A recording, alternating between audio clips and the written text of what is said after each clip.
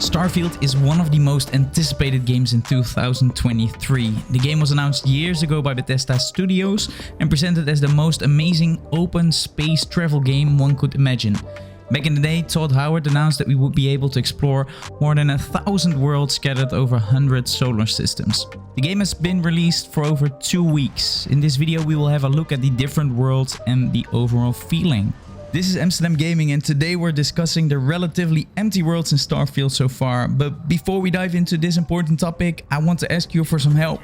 I'm almost at the 500 subscriber milestone and I would really appreciate it if you could help me get there. Now drop down a comment and I will name you in my next video. Thank you again for the help and now let's get to the video.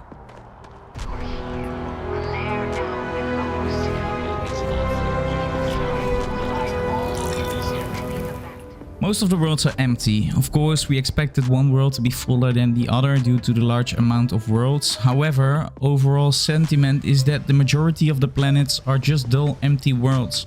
Besides some material scavenging for materials like water and rocks, not much can be done.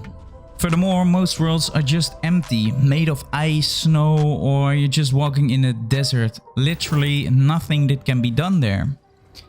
There are some examples with richer environments like forests, but these are scarce to find. For example, near the New Atlantis village you will find some forest area. But that's just one planet with a major city in it, and that's it. So what can you do in most worlds? This all depends on the planet you visit. Some planets have bigger cities like New Atlantis. These large cities have multiple side quests and a lot of NPCs that can help you in their own way. For example, you are able to buy a house or an apartment in New Atlantis.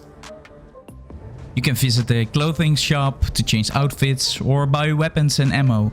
If you play the main quest, you ensure that credits are coming in a high pace. Ammunition shops should be regularly visited to make sure you can get through the fights. This is something I like about the game too. Looking back to games like Fallout, caps and ammo were both really scarce. They made some nice improvements here. Besides the shopping and side quests, there are a lot of buildings you can visit.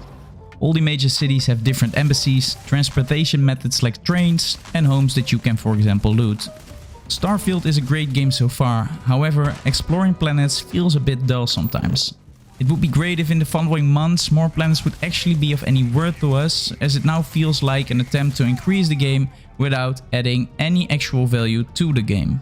Now, I'm really wondering what you think about exploring the universe in Starfield.